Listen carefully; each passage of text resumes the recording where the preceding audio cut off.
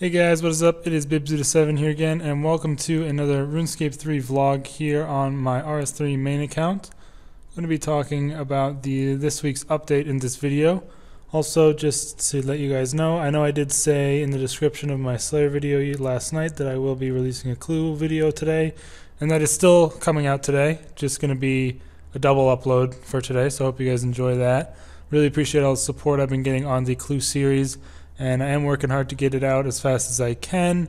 I just don't feel like I don't want to literally only do clues and that's it. So I do have my other series that are going on, so I'm still doing a bit of bossing, and I'm doing more Slayer than I am bossing, but Slayer, results in clues as well, so it kind of works both ways.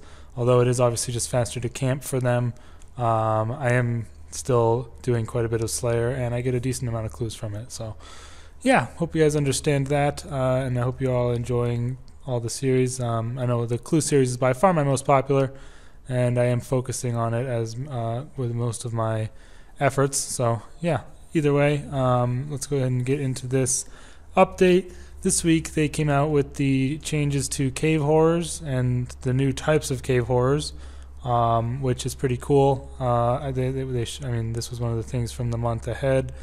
I don't really think I need anything too extensive to go kill them. I think I just will need one of those amulets or whatever. I don't remember what it's called. I think it's like a witchwood icon or something. I don't know if you still need that or what, but I'm just going to grab one just to be safe from this guy. He should have them. Always nice having him right next to the lodestone. There you go, one of those thingies. And I think it's just the same place on mostly harmless, so I think the best way is just to take a charter boat there. But yeah, this isn't a very big update, not a huge change at all, because I mean the last 2 weeks we've had the deep sea fishing and the clue scroll rework, so wasn't expecting this to be the new quest or anything. The Grandmaster quest I would assume is going to be the last update of this month, so 2 weeks from now. But yeah, I'm pretty happy with this update, just as a in-between type thing, not a huge content change. But let's just head on over to the cave and see what these things are like. Basically, they're called unspeakable horrors, which are a bit tougher than the regular cave horrors, but I don't think they're too much harder. They say you have a recommended combat level of 80 to fight them, which isn't very high. They also graphically updated the jungle horrors, which you can see here. They look way better. I mean, they looked like pretty terrible before. They were really old. So these new models are really nice. Kind of creepy a little bit. They look like little demon things, which is, I think that's what they were going for. So it is a nice change. The area itself is still a bit outdated, but I guess. Whoa, what the fuck? Was that a glitch? Nope, that's just one of their attack animations. But yeah, the area itself is still a bit outdated. I'm guessing they didn't have time to fully rework this area at all, so that makes sense. But and then there's trouble brewing, of course. Who knows if they're ever going to do anything with that? Who is this guy? Is this guy always here? I think he is. But anyways, this is the cave. You need to complete a few quests to get here, like cabin fever and stuff. Oh shit. I don't have a light source. Okay, hold on. I'm gonna go. Well, I guess I can just talk about the update while I run back to the bank. But yeah, the big draw of these new monsters is that they're going to be dropping an ability codex, and it's called Scare Tactics, which is an interesting name, I guess, for the horrors, the aesthetic and stuff. And this, I think it's just a one-use codex that'll get you 4 new abilities, which are magic and ranged abilities. There's one, the basic is level 3 of both skills, and the threshold is level 15 of those skills. And basically what it is if you know the kick or whatever ability, kick and I think that this one, kick and stomp for melee, these are the magic and ranged equivalents of those abilities. So that's basically it. It will be able to move your target back a square only if the target is, I think, a 1x1 in terms of size. I don't think you can knock back anything bigger than 1x1, so I don't think it'll work at any boss. And the only reason really that you'd want to knock something back is if you're going to be trying to increase the bleed damage you deal with like frag shot or corrupt or combust. So there's not going to be a huge usefulness to the knockback aspect of these abilities.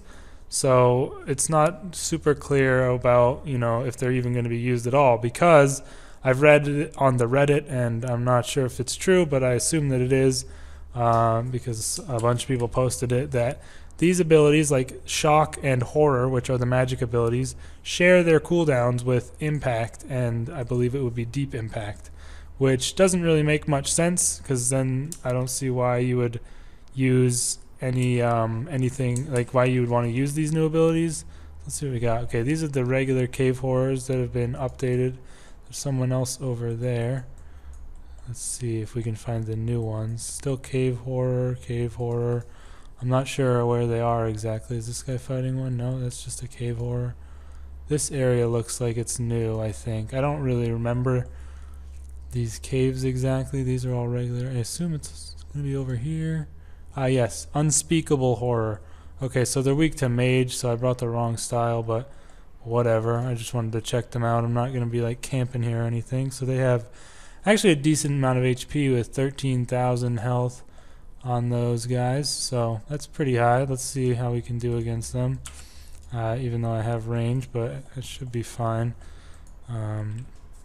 So yeah, I guess they look very similar. Are these regular cave horrors? No, they just look like a bigger version of the regular cave horrors, and they're supposed to have red eyes. You could kind of see that for a sec. Big bones, 25 big bones. Interesting. So I assume these are the same as a cave horror slayer task. Like if you get a cave horror task, you can kill these. But yeah, they also have the same drop rate of a black mask as regular cave horrors, so this isn't going to affect the price of black masks. I got a new music track for coming in here. But yeah, they're basically just like a new low to mid-level monster that you're going to be able to kill and maybe get... Ooh, they drop coconuts. How many? Only 2. I'm just thinking for Iron Man, coconuts are hard to come by, so that could be a good way to get them from here. I'm not sure. But yeah, the abilities themselves don't seem super useful at all, so I'm not too sure why they added them, because they spoke at RuneFest about wanting to make combat styles feel less similar to each other, like they all feel pretty much the same, and this is only serving to emphasize that. Like they're just adding these new abilities basically for the sole purpose of making the combat styles all have the same ability options, which I don't think is a very good way to go, but that's just my opinion. But I still like the graphical updates they did. I'm just I'm just complaining about the abilities themselves. They don't seem like the best. And an interesting thing about them is they are accessible in free-to-play. So if you're a free-to-player, you can buy this codex. You cannot kill these because they're in a pay-to-play area, but you can get the codex if you want. And yeah, I'm just going to leave now. But I just wanted to check out what they looked like. And now let's check out the codex. Scare Tactics. Let's see how much this thing is in the... It's in the GE for 500k. Let's try and buy it for 1 mil. I assume it's not going to be that expensive. Oh, it didn't even buy for 1 mil. That's interesting. I wonder how much it's going for right now. Well, I don't think I'm going to buy it. I mean, it's pretty obvious what the abilities do. If you've ever used melee and you've ever used kick and stomp, which I don't even use in my normal melee rotation, it can push back enemies that are small, which literally almost never comes into use in general, even with melee already. So I can't really see it being used that much just because it's being given to range and mage. I just don't understand the thought process behind that. But still, I do like that they, like I said, those graphic updates are cool. And you know, mid and low level Slayer really sucks. So seeing some new monsters that people could potentially use for them is pretty good. And that's pretty much it for the main update of the day.